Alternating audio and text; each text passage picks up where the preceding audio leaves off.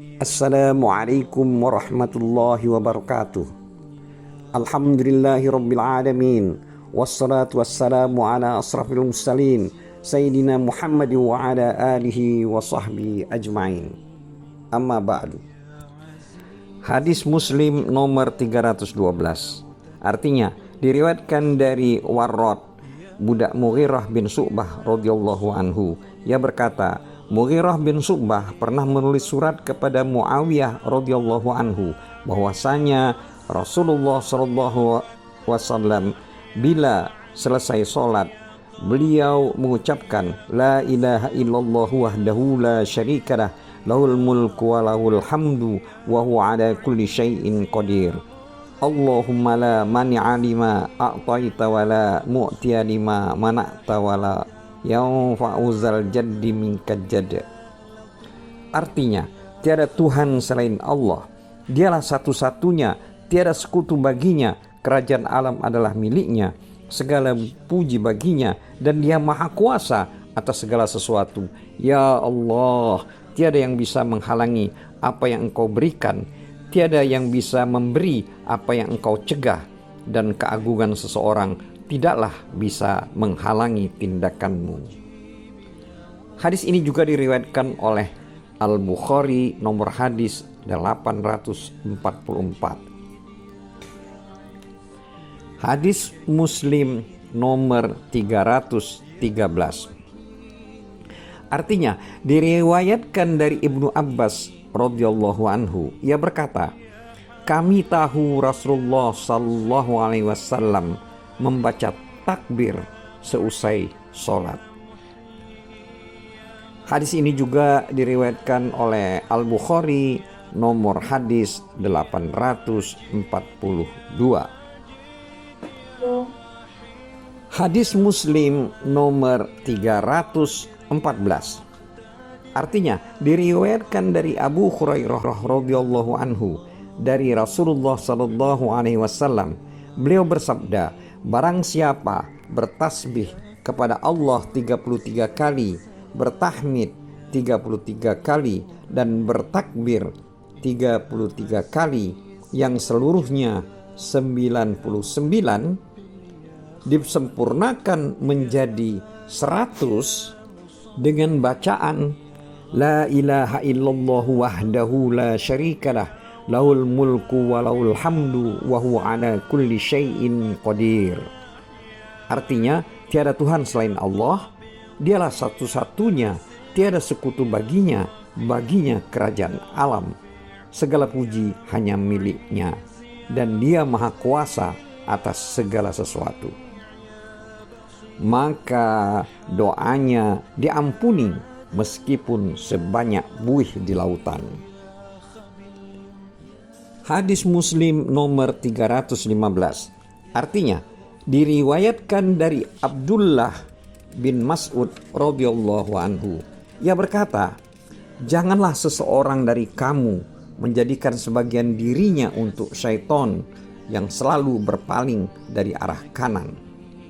Saya lebih sering melihat Rasulullah sallallahu alaihi wasallam berpaling, maksudnya selesai dari sholat, dari arah kiri.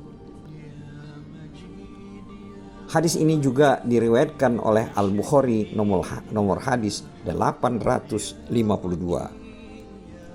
Hadis nomor 316. Artinya diriwayatkan dari Abu Mas'ud Al-Ansari radhiyallahu anhu. Ia berkata, Rasulullah sallallahu alaihi wasallam telah bersabda, imam suatu kaum adalah orang yang paling pandai membacakan dan memahami kitab Allah. Kalau mereka sepadan dalam qiraah, membaca dan memahami Al-Quran, memahami kitab Allah, maka imamnya adalah orang yang paling banyak mengetahui hadis. Kalau mereka sepadan dalam mengetahui hadis, maka imamnya adalah orang yang lebih awal hijrahnya. Kalau mereka sepadan dalam hijrah, maka imamnya adalah orang yang lebih awal Islamnya. Janganlah sekali-kali seseorang menjadi imam di wilayah kekuasaan orang lain, dan janganlah seseorang duduk di rumah orang lain di tempat kehormatannya kecuali dengan izinnya, maksudnya izin dari tuan rumah.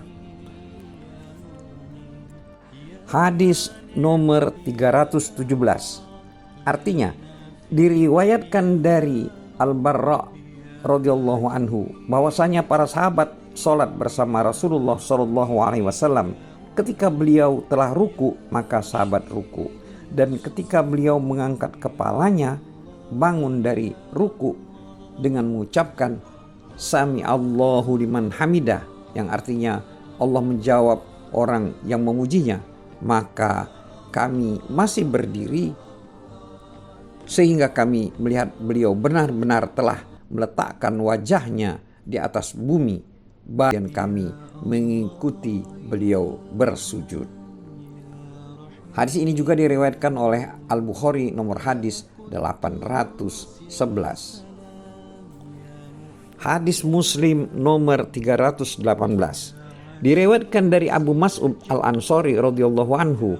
Ia berkata, ada seorang laki-laki datang kepada Rasulullah Shallallahu Alaihi Wasallam, lalu dia berkata, sungguh saya mengikuti jamaah subuh karena imamnya si fulan yang memperpanjang sholat. Kata Abu Mas'ud, saya tak pernah sama sekali melihat Nabi Shallallahu Alaihi Wasallam marah dalam memberikan nasihat yang melebihi marah beliau pada hari itu.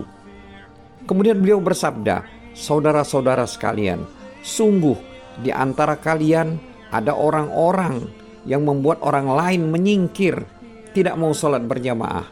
Maka siapapun menjadi imam, hendaklah tidak memanjangkan sholatnya. Karena makmumnya ada yang tua, ada yang lemah, dan ada yang mempunyai keperluan. Hadis ini juga diriwayatkan oleh Al-Bukhari nomor hadis 7159. Hadis Muslim nomor 319 diriwayatkan dari Ubaidillah bin Abdullah. Dia berkata, saya pernah masuk ke tempat Aisyah radhiyallahu anha.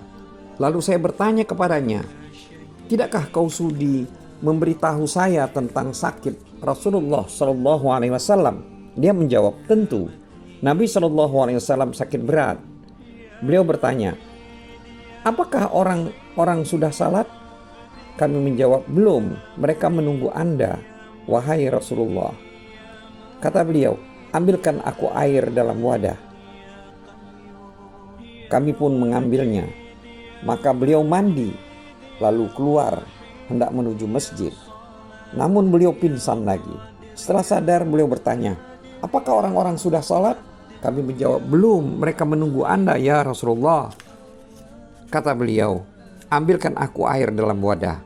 Kami pun mengambilkannya, kemudian beliau mandi, lalu keluar menuju masjid, namun beliau pingsan. Setelah sadar beliau bertanya, apakah orang-orang sudah sholat? Kami pun menjawab, belum, mereka menunggu Anda ya Rasulullah. Kata Aisyah, ketika itu orang-orang beriktikaf di masjid sambil menunggu Rasulullah SAW untuk sholat Isya. Kata Aisyah, maka Rasulullah SAW mengutus kepada seseorang kepada Abu Bakar radhiyallahu anhu agar Abu Bakar mengimami sholat. Utusan itu menemui Abu Bakar lalu berkata, sesungguhnya Rasulullah SAW menyuruhmu menjadi imam sholat. Kata Abu Bakar, seorang yang halus, sangat halus perasaannya, hai Umar, imamilah sholat. Jawab Umar radhiyallahu anhu, Anda lebih berhak menjadi imam. Kata Aisyah, maka Abu Bakar menjadi imam sholat selama beberapa hari. Kemudian Rasulullah SAW merasa tubuhnya agak sehat. Lalu beliau keluar untuk sholat zuhur dengan dipapah oleh dua orang, yang salah satunya adalah Abbas radhiyallahu anhu. Pada saat Abu Bakar akan sholat menjadi imam, dia melihat Rasulullah SAW. Dia pun mundur. Maka Nabi SAW memberi isyarat agar dia jangan mundur. Nabi SAW berkata kepada orang yang sudah memapah beliau, dudukkan aku di samping Abu Bakar. Dua orang itu pun mendudukkan beliau di samping Abu Bakar. Abu Bakar radhiyallahu anhu sholat dengan berdiri mengikuti sholat Nabi SAW. Sedangkan orang-orang mengikuti sholat Abu Bakar. Adapun Nabi SAW sholat dengan duduk. Kata Ubaidullah, lalu saya pergi ke rumah Abdullah bin Abbas. Saya katakan kepadanya, tidakkah kau ingin kuberi cerita tentang yang telah dituturkan kepada saya oleh Aisyah tentang sakit Rasulullah SAW? Dia menjawab, ceritakanlah. Maka saya sampaikan kepadanya apa yang telah disampaikan oleh Aisyah, dan dia tidak menyangkal sedikit pun. Hanya saja dia bertanya, apakah Aisyah menyebutkan kepadamu nama laki-laki yang memapah Rasulullah SAW bersama Abbas? Saya menjawab, tidak. Kata Ibnu Abbas, dia adalah Ali radhiyallahu anhu. Hadis ini juga diriwayatkan oleh Al-Bukhari nomor hadis 687. Hadis Muslim nomor 320. Artinya, diriwayatkan dari Al-Mughirah bin Syu'bah radhiyallahu anhu bahwasanya dia pernah menyertai Rasulullah SAW dalam perang Tabuk. Kata Al-Mughirah, sebelum sholat fajar atau sholat subuh, Rasulullah SAW pergi ke tempat buang air. Maka saya membawakannya wadah berisi air. Setelah Rasulullah SAW kembali kepada saya tuangkan air dari wadah itu di kedua tangan beliau. Beliau membasuh dua tangan beliau 3 kali, lalu beliau membasuh wajahnya, lalu akan melepaskan jubahnya dari hastanya. Namun lengan jubahnya sempit. Maka beliau memasukkan dua tangannya ke dalam jubah, sehingga beliau mengeluarkan dua hastanya dari arah bawah jubah. Beliau membasuh dua tangannya sampai ke siku, lalu beliau berwudu dengan menyapu dua khufnya, kemudian menuju tempat sholat. Kata Al-Mughirah, saya menuju tempat sholat bersama Rasulullah, sehingga kami mendapati orang-orang telah menunjuk Abdurrahman bin Auf sebagai imam sholat mereka. Maka Rasulullah SAW mendapatkan 1 rakaat jamaah dengan jamaah mengikuti Abdurrahman bin Auf, dan beliau salat 1 rakaat yang akhir bersama-sama dengan orang lain yang ketinggalan. Ketika Abdurrahman bin Auf salam, Rasulullah SAW berdiri menyempurnakan sholatnya. Maka hal itu mengejutkan kaum muslimin. Mereka memperbanyak tasbih. Ketika Nabi SAW selesai salat, beliau menghadap kepada para jamaah lalu bersabda, kalian telah berbuat baik, atau maksudnya kalian telah berbuat benar. Mereka terbiasa sholat pada waktunya. Hadis ini juga diriwayatkan oleh Al-Bukhari nomor hadis 182. Wallahu a'lam bissawab. Wabillahi taufiq wal hidayah. Wassalamualaikum warahmatullahi wabarakatuh.